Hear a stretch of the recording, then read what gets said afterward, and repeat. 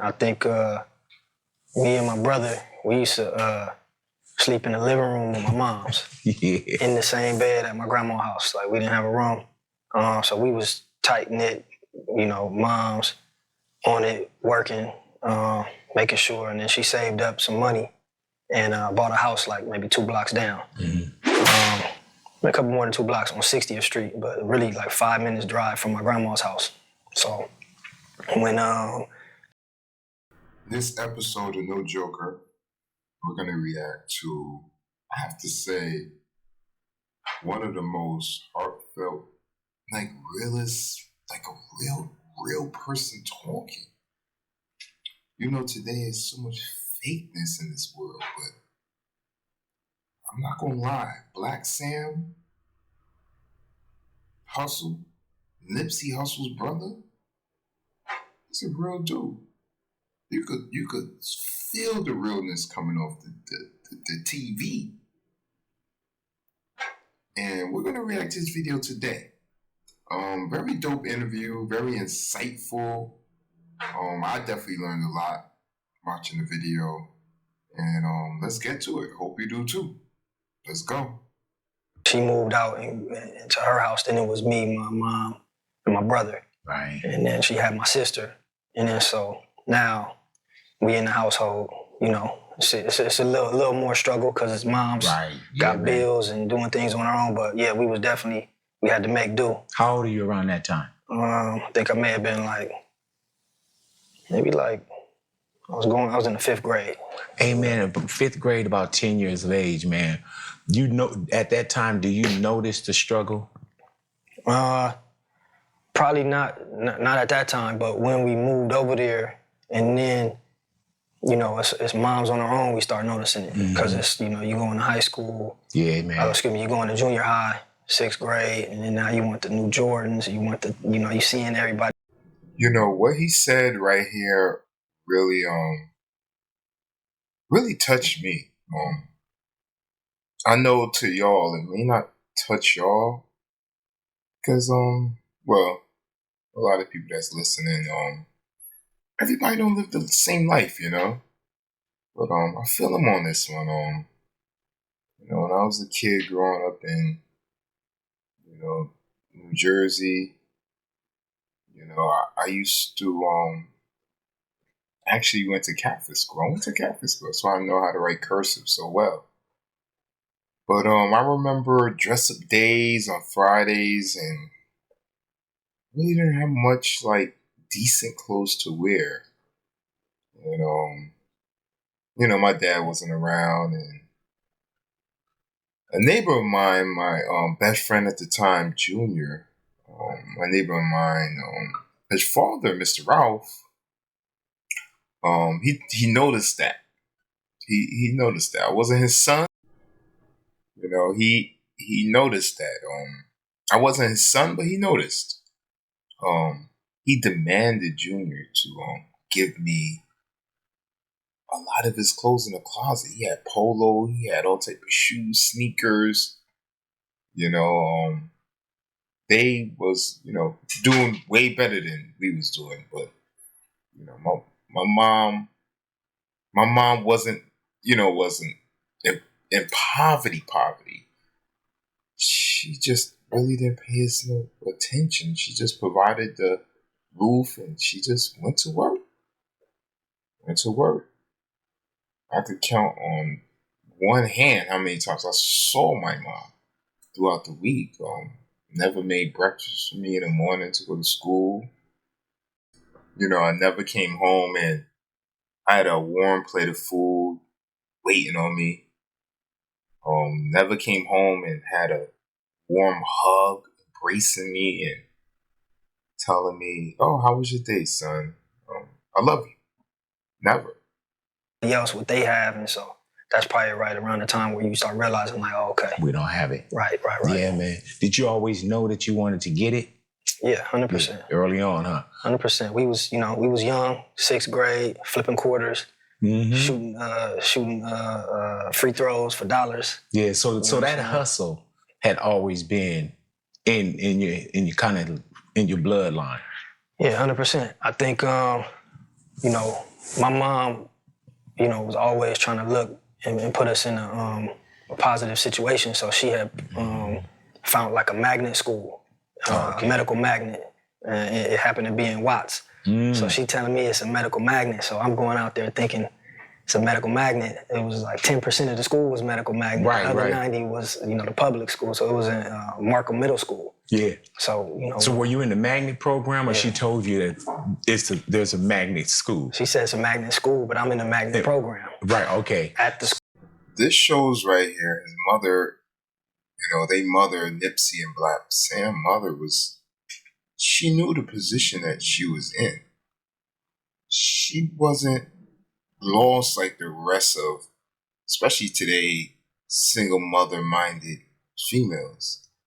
She knew she had to uplift these boys. She knew she had to put these boys into programs. She knew she tried her best. She did the best she could do. She did the best she could do. And even though Nipsey lost his life, he still became successful. Black Sam still became successful. The sister, I think she became successful. She still raised 3 successful kids, even though she was in a crime-infested neighborhood and she had really more of one son. I don't know much about Black Sam. I'm not really too sure. You know, Nipsey was part of a gang, and one of the most biggest gangs in America, the 60s. So had you been studious growing up? Yeah, I was going to school earlier, probably, my mom was working at Kaiser Permanente. Mm-hmm. So I was going to school. I was going to one of the schools by... Which one, on La Cienega, or which Kaiser was she there? Yeah. Yeah. I believe so. What's it called? Carthay Center. Okay. It's over there. So the change from there, from 5th to Markham, 6th, you know, we had to learn pretty quick, but it was good. Like, you know, learning, hustling, making sure if we wanted the kicks, we got them. Hussle came to the same school also. So that was like the grounds to, you know, make sure that we kind of knew how to get what we needed. Early on,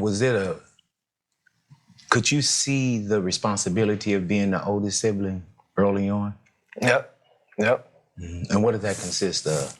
I think just, you know, trying to make sure that lead by example, and then also probably being overprotective. Mm-hmm.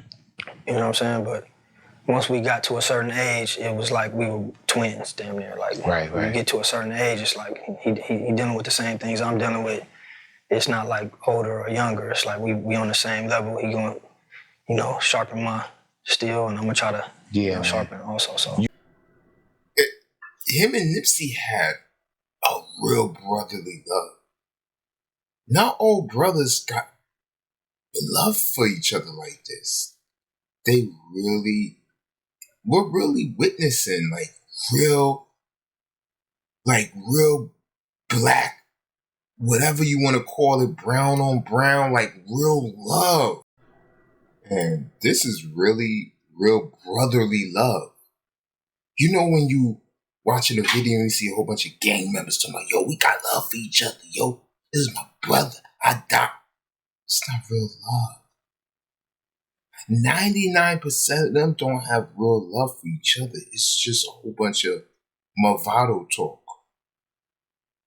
We are really witnessing real brotherly love. And I like how he put together that sentence and made us really feel it. The way he said, when it was younger, he was the older brother. You know, when you're younger, you're like, yo, I'm the older brother. I get this. Like, everything's a competition.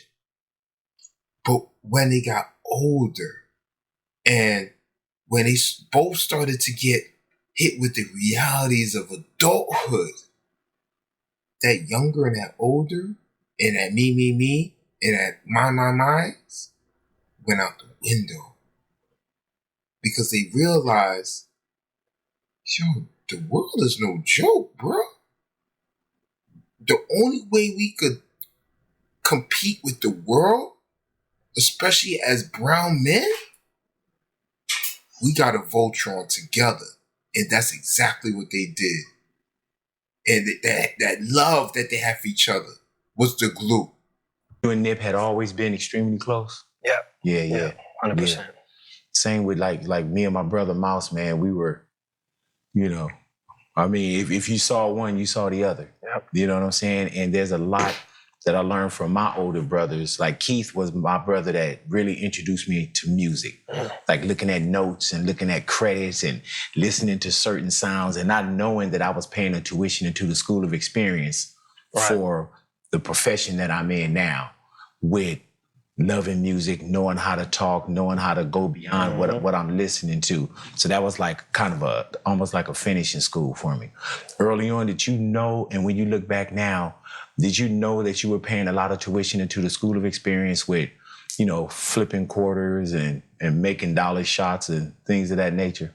Yeah, I think, when we was going through it, definitely not. But I think in hindsight, we both kind of appreciated that we had to kind of like figure it out on our own. And, we gained that edge young. So, when we was in high school and then got out of high school, we was able to just really get to it and adapt in a way that a lot of our friends that had were not able to. So definitely in hindsight, we always appreciate the struggle. Man, tell me about when you guys do kind of go back home and see where Pops is from. What was that journey like, and about how old are you around that time? Yeah, I think that was 2004. So for me, I remember when Nipsey died, and the question that Big Boy just asked him about his father in Africa, and it reminded me when they was getting a funeral ready for Nipsey and everything, and I remember there was so many blogs talking about he's not African American, he's not an African, he's not a black person, he's not this, he's not that, he's not that. And it really made me, which I already was alert to, made me realize how lost Black Americans is, because in the Black American mind, because of this past effects of slavery, we think that only Black people are those who are migrated from Mississippi. We think Black people are the only if you have migrated from Mississippi, Alabama, or Georgia. In this country, yeah. They don't think that there's different versions of the same way there's different versions of Europeans. You got Polish, you got Italians, which don't consider themselves white. A lot of them don't. You got Greek, you got this, you got that. There's so many versions. Why do people don't think that there's different versions of Black people? You got so many different versions, so many different bloodlines. We come in all different colors.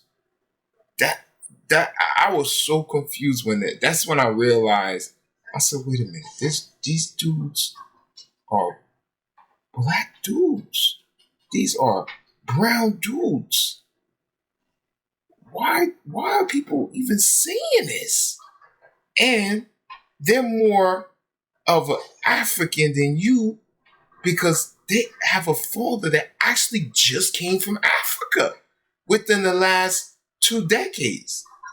Your lineage didn't come from Africa. It's been hundreds of thousands of years for most people, especially most Black Americans. I want to say maybe like I'm 22, and Hussle was probably 19. Did you want to make that trip? Yeah. Okay. Yeah, I did. The backstory, my father was, always telling us, like, I'm going to take you guys home. So it was always in our head, but, due to circumstances, we never end up making it out there. And at this point, I'm on the run. Right. I'm feeling like I need to get out. I had a couple dollars, And so shit hit the fan a little bit. I'm like, I need to get low. I immediately just popped in my head like, all right, this the perfect time. This is it. Yep. So I hit Pops like, hey, Pops, get the tickets. Right. Right now. Hey, man, and when you say you're on the run, man, like, I want to talk about also like neighborhood sound, you know, the hustle part of you as well, because you know how they say, man, I'm my brother's keeper. That was you, right? Early on. I think I just, you know, honestly speaking, man, I just tried to do my part. Hustle, you know, really a lot of the things that I got into or opportunities that I seen was from my bro. Right. From little bro. Like, you know, he was always, you know, he was sharp and he always seen opportunity, so. Him and Nipsey dynamic was very special. I'm getting a very sharp picture of their relationship. Like, as he talked, like, every sentence that he says, the more the interview goes deeper and deeper into the questioning, I'm starting to get a better view of, you know, how their relationship was. It was definitely something special. It seems like Nipsey was like the new blood in the family, like fresh ideas. And, you know, as you get older, you may not know like all the stuff to do on Instagram, or, you know, you may not know all the features on TikTok. And then you got that little brother that's like, nah, bro, this is how you do. That's what Nipsey was to him, but just before the social media era. This was during the CD era, and, you know, we had our own little beginnings of technology, you know, duplicating CDs and CD burners, and I really relate to all of this because a lot of people don't know that you know, I was a bootlegger too. You know, I had, you know, FBI send me those red letters. If you're a bootlegger, you know what that is. You know, if you're a real bootlegger, you know, making money, you know what the red letters are. You know, you send them straight to the house, giving me warnings and, you know, Comcast and all this, you know. So I relate to this story of the hustle. I understand the hustle. You know, these dudes standing outside. Hey, yo, baby girl, buy this T-shirt. Hey, yo, baby girl, yo, what's up? Yo, listen to this. Yo, baby, yo, come here. Hey, yo, my dude, yo, you like purple? And you just hustling. You just outside with the people hustling. That's a hard form of hustling. A lot of people don't understand that. And if you could make money in that world of hustling, the outside bustling, yeah, you definitely got a light for success ahead of you. We was always hustlers, but he would always come up with it, and we'd be like, huh, and then he'll put me on it. And then I just try to take it to my level that I could take it to, and him also. So we was both, you know, we was both doing our thing. And I think for me, it was just, how can I add value? And, you know, to speak on what you're talking about, music, he always had a love for music since he was young. Mm-hmm. And, you know, we would have money, he would just go and spend it all on, you know, Source magazines and this and buying CDs. And I'm like, bro, save your money. But that was his passion. And moving forward, when we get older, you know, when you don't have, you want to get money and you want to get to it, but it come to a point when you're getting money, what's the next level? Yeah. And, you know, what do you do with it? And I think he had the vision, and he was like, look, this is what we're going to do. You know, this is what I'm doing. This is what I started. You know, this is the label. He had the books. You know, Master P did it like this. This is how we going to take what we doing in the streets. And so that really gave me the direction to like have something to go to. But you had already been doing your thing, but kind of away from music. Yeah. And not to dime anything out with that, because I know that it was like the bootleg CDs, and, you know, and so was that a great hustle for you as well? Yeah, 100%. I think at that point for me, it was like the new dope game. Yeah. It was new. Nobody was doing it. The profit margin on it was like shocking. Couldn't believe it. So Sam, what was it? It was CDs, DVDs. Yep. CDs, DVDs. You know how people run into, the barber shop, Right, somebody right. selling something? Right. Was that probably something, but you were doing mass distribution? Yeah, I think it started off just hustling. I used to work at a restaurant called the Bayou Grill in Inglewood, and I was right there cooking, and then I was at the counter. So I was the young dude. My brother worked there with me too.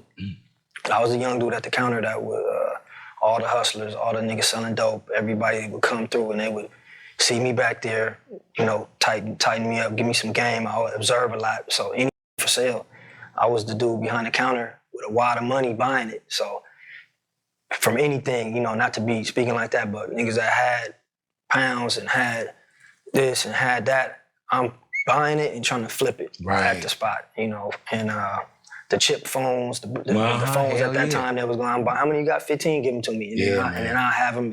So I was hustling there.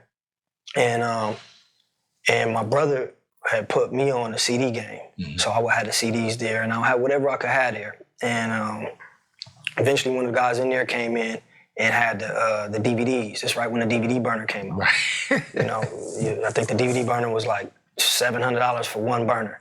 And so he had the DVDs and people was just transitioning from VHSs. Really nobody had DVDs in their household. So he kind of put me up on what it was, and he's selling them for $20 and he's making them for $1. Oh, and so I'm like, so you're looking at that profit margin like, shoot, it's better than any other game right now. 100%. And that's how I got into that. And then it just, Ooh, I feel him on that one. That's when I got into the game, when I realized the profit margins. And, I got in a few little mishaps, before I started selling CDs. And I figured out like, I could do this, make a good profit margin, and then I don't have to worry about, police trying to give me 10, 20 years for, what I was doing before. So I 100% get him on this one. I 100%. I mean, Black Sam seems so relatable. Like, he seems like such a level-headed brother. It's very rare nowadays to really find, level-headed dudes like this that's not from the suburbs. It's hard to find level-headed brown dudes like this that's not from the suburbs. Took off like crazy. I used to be, I had a spot on my off days. I used to be making $800-900 a day. Then people were you still trying to keep the job? Yeah, I was still working. That was my sister Pop's restaurant. So, and I was kind of like one of the main ones in there. I felt like keeping it, keeping it afloat. So I didn't just want to. But it came to a point where there was too much going on, too much traffic. Right. Because everybody would be hitting me on my off, like, where you at? I'm like, pull up. And so I'm in the back, and they end up, telling me like, hey, you can't be doing this up like, here. All these customers, nobody eating. Yeah, right. I used to like, buy something, So I end up having to part ways and just full time, 7 days a week. And then you going, even more so. 1,500, 2,500, 3,500 a day, 7 days a week, nonstop, all day long. Then I had people buying wholesale from me. I used to be at this Vines parking lot in Inglewood. I used to have a line looking like McDonald's line. People I'm in the trunk, But that was, in hindsight, looking at it, that was God blessing. I'm listening to Black Sam and I'm just like so amazed how a part of my life is so similar to what he's talking about. I remember being at Howard University in D.C. I used to travel from, Allentown, Pennsylvania, all the way to D.C. We used to do this like every other weekend just to sell CDs. We used to be, if y'all know about Howard University, we used to be right by the McDonald's. Right there by the McDonald's, we used to be right there, park our car, open our trunk, and we used to have a line. Me with an opportunity that was rare, and everybody used to come through. The people I know, like, hey, bro, this shit is crazy. Like, we see you. I just watched you make like $400-500 in 10 minutes, and you out here all day, every day, 7 days a week, man, this shit don't happen. Don't stop. Don't take no lunch breaks. Don't. This shit is it's different. So, And this is all cash. yeah, all cash. You know, I used to walk around. I have sweatpants with zippers that I made. I used to have the 20s and the 50s and the 100s in this pocket, looking like this. I used to have the 5s and the 10s in this pocket. That's the change, and you just be in there. Hey man, you know how sometimes. Yo, it's a fact what he's saying. What he's saying is a fact. Me and my boy Major, that's who, you know, I was selling CDs and DVDs with. Major from, you know, New York. I forgot what part of New York, but shout out to my boy Major, man. I really built a strong connection with that dude, man. Really a good dude. But anyway, not to throw, you know, the topic off. But me and Major, man, we used to have money, yo. When we used to be done selling, pockets full of money. You know what we did? First thing we did, we go to a diner and we go look for girls. That was the only thing on our mind. When we was done, we go to the diner and try to look for girls for the night. That was our thing. Every CD, DVD, workday. And so I relate to Black Sam when he talk about the money, because it's a cash business. It's nothing like getting cash. 5s, 10s, dollars, 20s, you know, all stuffed in your pocket. You know, Uncle Sam don't have no idea what's going on. You know? It's really a good feeling. When we caught up in it, did you ever think about this could be over? Yeah, I think my goal, especially once I start making as much as I was making, I'm like, all right, I'm trying to peel a million out of this. That's why I'm there 7 days a week. I'm not taking no breaks. I'm there 20 hours a day. I'm going, making my. So by that time, did you have multiple burners? Yeah, we went all in. I got 27 stack burners. I got other people burning stuff for me.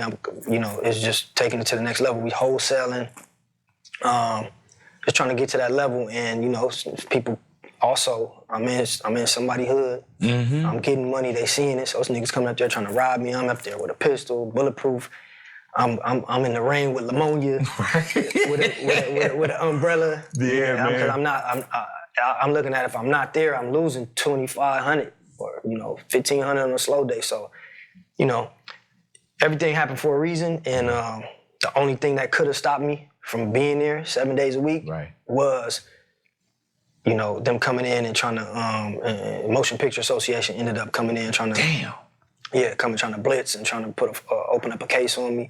And so how do they find you if you're in the parking lot and you can ghost out? Yeah, they found you though. Yeah, I think you know, it was like cat and mouse after a while. Like every day, police would pull in. I used to have the lookouts. You know, they'd be like, Sam. So I slam the trunk and just go inside. It's lunchtime when the police come, and then come back out. But eventually, somebody probably called in or did something where they start investigating. Motion Picture Association came out. They had like a squad, and you see how the white people protect their product?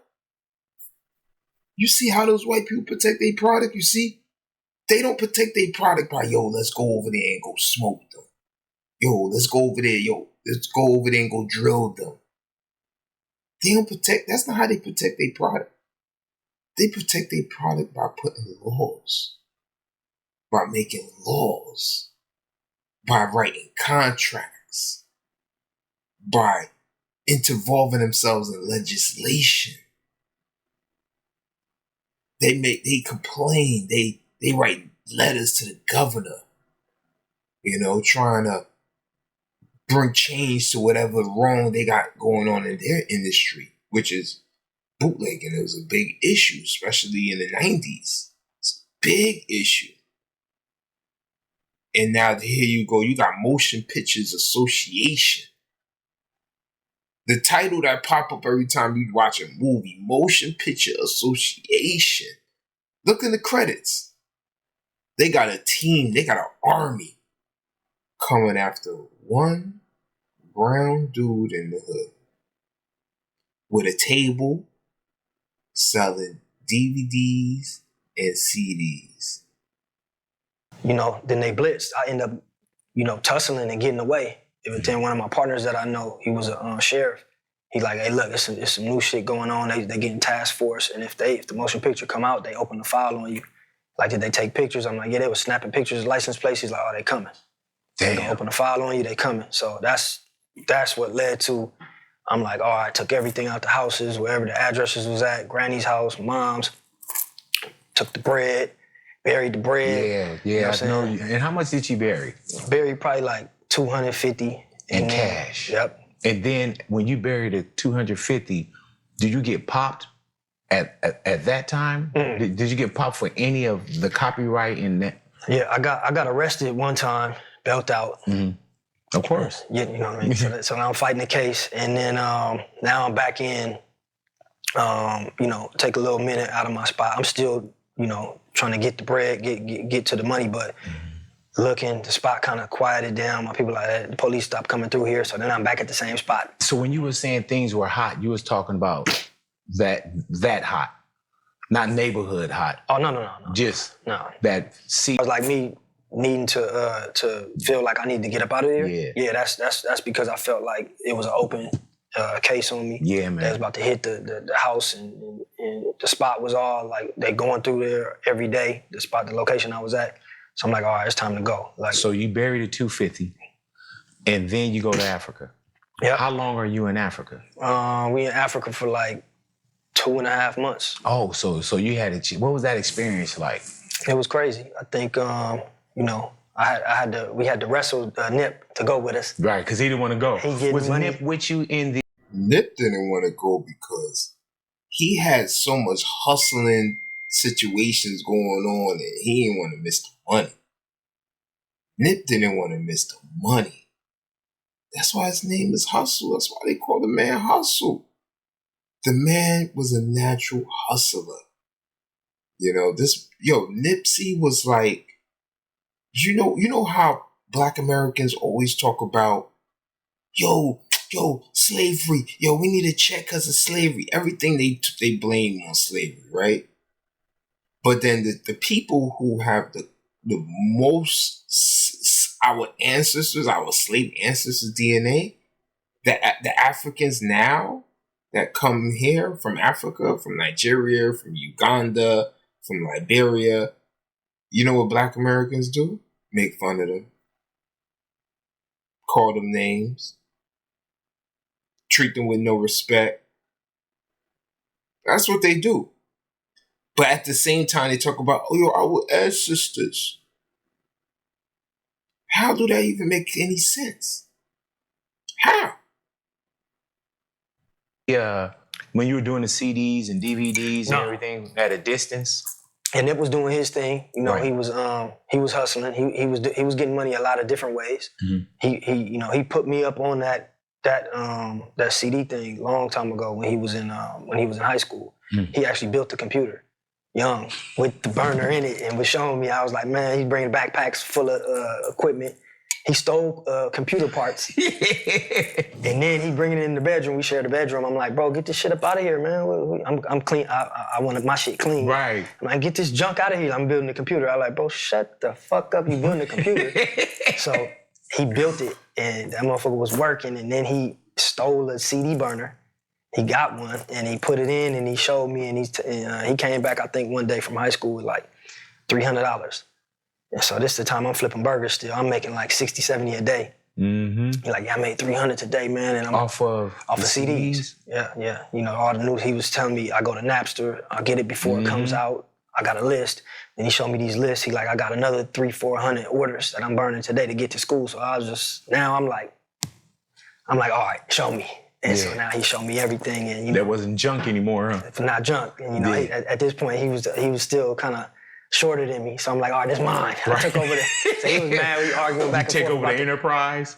I'm taking over this burner for a minute. But no, I always joke and laugh. Like, man, he put any hustle we was ever on, me, everybody, our friends that we grew up with, bro was the visionary and brought it to the team. From an early age. From the early age, man. Early age. Damn. I'm not gonna lie, y'all. I'm not gonna lie, y'all. This wow. This whole story that he just told, the story that he just now told about how Nipsey built a computer and, how many ideas he had, and, it just gave me chills just listening to it. Like, Nipsey, y'all niggas are idiots, man. Y'all niggas are idiots.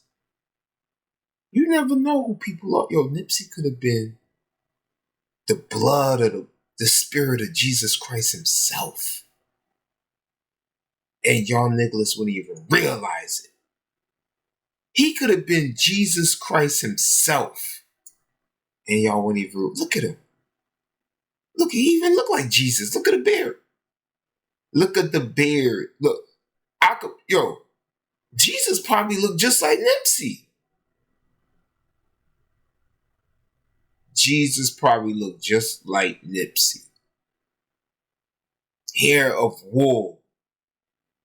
Slender. There, all the images of Jesus, he got a beard, right? Hair of wool. Man, picture Nipsey in a white cloth wrapped around him with some sandals on. Come on, man. You can't tell me he ain't Jesus. He was Jesus. So when you see that there is this lucrative thing that can go on, and Nip is already on it, right? And you take it and you say, man, it went from trash to treasure, and it becomes your thing. Right. You go for 2.5 months to Africa, bury the money before you bounce. Yeah. You come back home. Yep. And where was the money buried at? In my mom's backyard. In the mom backyard. Did you see that on like some movie or some shit or? Probably growing up, but I think for me it was like, we in the hood. Mm-hmm. And, I don't want nobody when I'm gone breaking in the house and stealing the money or breaking into Granny's house, or even if the police come. Right. They hit the house when so my thing was like, man, what can I do? So it immediately, I'm finna get a shovel.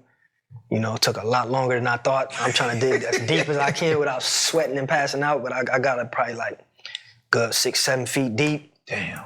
Rolled the motherfucker safe in there. What was the money in? It was like $250,000. Yeah, what was it in? It was wrapped in plastic, like sound. Did he just say $250,000? He buried in the backyard? No way. No way. These dudes was making money like that? Yeah, man. That's why the movie industry was after them heavy. They brought the movie feds out. They not even called FBI. They called the movie industry squad. The movie industry squad. Wow. What a story.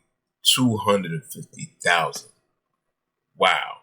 Much bags. Each 1,000, you had it wrapped up, rubber band over each 1,000. It took time.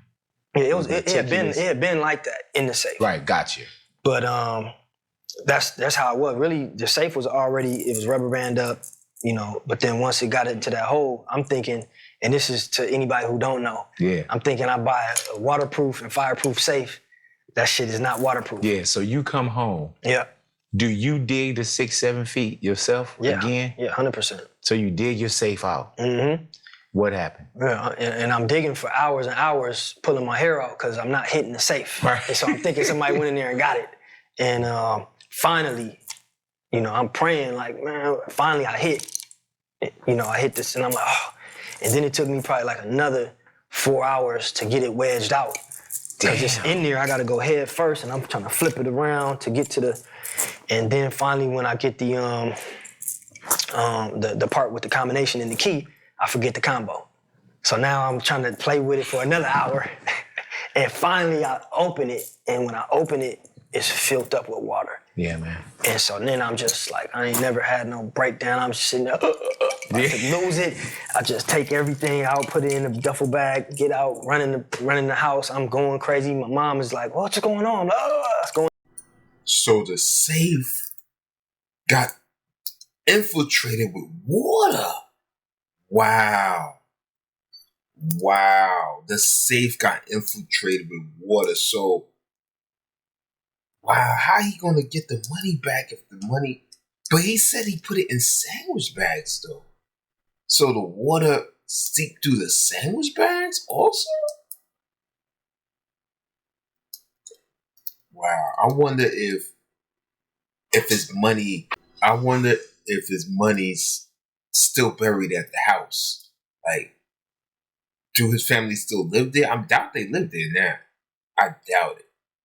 It could be money still buried there, yo. Whoever still lived there, y'all need to check that backyard. In the bathroom, she's like, "What the fuck is going on with you? What's the matter with you?" And then I'm just trying to figure out like how I salvage it. The money was molded, wet. Each stack was like falling apart. When you pull it apart, it was just crumbling. So moms went and got blow dryers for me, and then so I just went in the bathroom and was peeling them off little by little, putting them to the side and blow drying them till they get back hard, so they wouldn't break. And then bro came in, helped me. Moms helped me. Pops came, helped. Yeah. And so we was just in there separating them and trying to salvage as much of it as we could. How much you lose? Probably like a good, maybe like good 50 was just like Gone. like you couldn't do nothing with it, broke all up. The rest of the money we salvaged, and it was just smelt like shit, fucked up on the edges. But you know, this was like we counted it up and was like, all right, this is what we got. And then it was the campaign. Like, man, we went Nick's check cashing. How many stores they got in this area? Yeah. We got the map. It's 50 of them. Everybody 2,000. Go. And we just get money orders. Money orders, 2,000. It came to a point where we couldn't even walk into the Knicks. to the Knicks. As soon as we get in the line, they're like, "Oh hell no! Hit the fuck out the store. That money, that bullshit ass money stinks." So we was banned from the Knicks. Everybody from the Knicks all over the city. If anybody working them Knicks, they remember us. Damn. And we was coming through with the 2,000, trying to get $2,000 money orders. And so you know you lost 50 off the top, and then the other was stanky money. Yep. But you were able to get that back. So you lost 250 complete. I mean, 50 complete. Yeah, 50 was And like... that's 50 real ones. Yep, 50 real ones, man. And it was all the 100 stacks. Damn. The 100 stacks be just 10 bills. It was the 5s, the 20s, and the 10s that survived, because the top, it was 1,000, but the top 2 bills would go to waste. The bottom 2 bills would go to waste. So when it's a 5, a 10, or a 20, you may lose like $40. On them 100 stacks, you lose the faux top and the faux bottom. That's the whole 1,000 gone. So it was the low denominations that we were able to save, which was good. And it was good that, you know, a lot of the bills was low bills. So where do you go from there though? Once you dig it up and you do all the nicks and try to get it back, what's the next so-called hustle that comes? Because is the other game gone now? The other game is not gone at this point, but it's different. And I'm hot. And you know, my goal was, for number one, I'm not spending shit. Right. So at this point, I'm not spending nothing. I knew he was a cheapskate. Yo, you could look at Black Sam and be like, yeah, this dude's a cheap mother. Yeah, he ain't spending no money tonight. He's the type of dude, he go to a strip club, he the one sitting there, he got the jewelry on, he got the fly hat on, but it's like a no-name brand hat. He got a fly shirt on, but it's like a no-name brand shirt. Yeah, he put his clothes together very well, and he don't got no stack of money in front of him, but his bank account bigger than everybody in the club. The broke dude sitting next to him probably sold a few little ounces this week. He got all his money stacked up in front of him and probably have no money in the bank. Versus this dude, he got hundreds of thousands of dollars, probably a few millions in the bank, and he don't got no money in front of him in the strip club. Only real strippers, only the veteran strippers know, like, all right, you know what? I'm gonna go up to him. He got money. Only the real veterans will able to be able to spell the money. To go up to him before she goes up to somebody with a stack of money in front of them. Like Sam? Yeah, I knew he was cheap. And another thing too, there was rumors that Black Sam was gay and all type of stuff because they never really seen him like flaunting girls, or he got girls posting on his Instagram, or if you look on his Instagram, he just posts things to motivate people's success and businesses he's creating and stuff like that. If you look at his Instagram, his Facebook, whatever like that. But from what I was told, I didn't personally go look myself. But a man like this, man, the thing about it, Black Sam got a whole family. Nobody won't even know about it. Nobody even seen his kids. Nobody never even seen his kids. He got a whole family. He don't post his family on social media. He don't tell. They don't even know where Black Sam live. Nobody knows where Black Sam live. Send me a picture of his child. It's probably a picture they put up there by mistake. The man he's built different. I'm in the bucket. I'm not spending nothing, but we had one good Christmas. Made sure that the fam got cars and everybody was good. And after that, I'm not spending nothing. And at this point, it was like, we got to spend it. So now it was like, what we going to spend it with? And Hussle was getting money. Hussle was like, look, this is what we need to do. So he like, man, I'm putting everything I got in it. Let's throw some money at it too. So that's when we went, and that's when we on the jewelry, and we spending money on certain things and really building the label up. All equipment. We bought a spot, got another spot in Atlanta. We just going trying to build the infrastructure and get the team right. So Nip already got them. He already got the music bug and already got thinking music business. 100%. So take what we have and put it into music. Put it into, the dream. Yep, 100%. Did you trust that early on? Because you had already seen it. Yep. You know what I'm saying? Yeah. Yeah, I trusted it because, like I used to tell everybody this, but him also, when I first heard him write something, I couldn't believe it. Mm-hmm. I was like, you wrote this? He like, yeah. I'm like, oh, okay, this is special. And so, me, I'm like, shit, my brother wrote that? So I start trying to write some shit. Man, I'm writing for 2 weeks, and I just threw the shit away. I ain't got it. So man, at certain points, did it feel like Baby Bro was leading Big Bro? No, 100%. Yeah. 100%, man. 100%. And, even since we was young, we always knew he was, like, special. And, it was always for the older brother, it's an honor that my little brother is doing, things that I can be proud of. Right. And never failed, man, since we was little. Just so you always. Saw how special your bro, how special Nip was before the world knew how special he was. 100%. I think anybody at this time, a lot of people ask me this question, like, man, when did he? And I'd be telling them it wasn't no when, it was always. Anybody that was around him from young, he was certified gifted as a little kid. Anybody that was around him, his charisma, Yeah, the more I listen to Black Sam keep talking, the more I realized Nipsey was very special, man. He was, if anybody was not meant to be accessible and be able to touch and be able to know like his everyday location, like, okay, Nip goes to the shop once a day, twice a day, 3 times a day. Somebody like him, normal, regular people should not know his movements, his daily business movements. And that was his downfall. Being close to, I hate to say it, poverty, basically. Being close to poverty.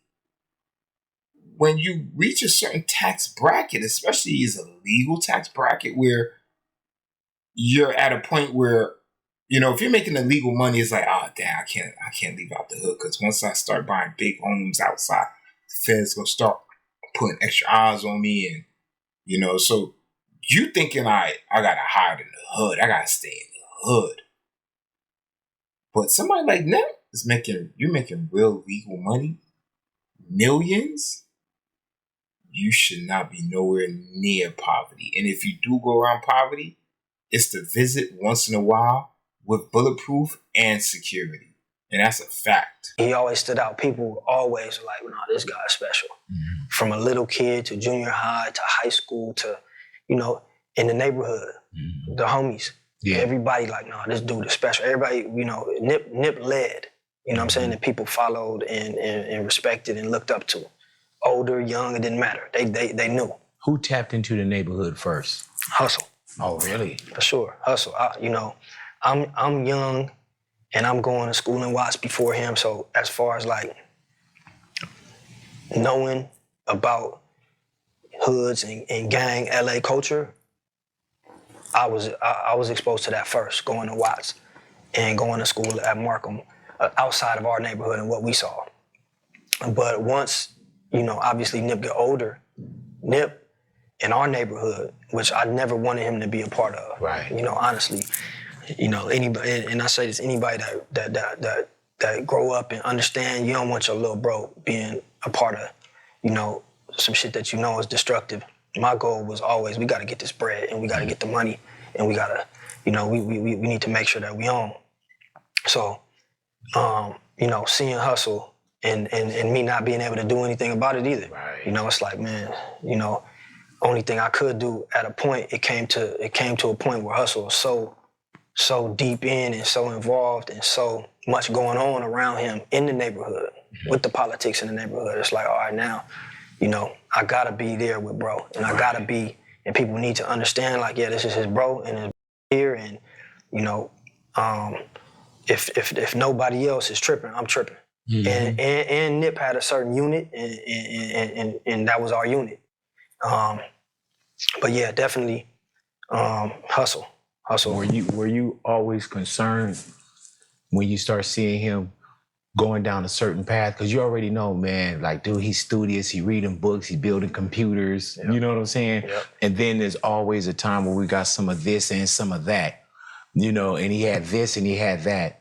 Were you concerned when you saw Nip kind of getting in a lot more? Yeah, 100%.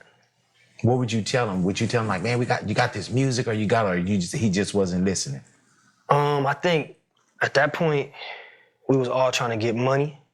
Hussle was getting to the money, but at the same time, he was associating and hanging out, and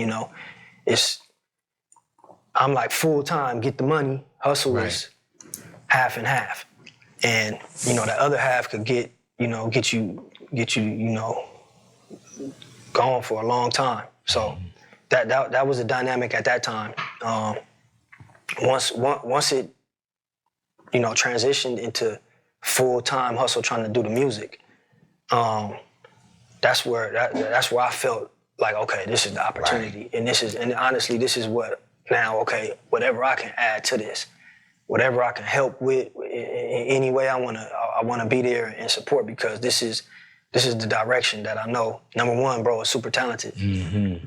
Like, I tell him, like, man, if you wasn't talented, bro, I'd have told you, like, come on, man, let's do something else. This ain't gonna work. But I full-heartedly believe, and I know that this is something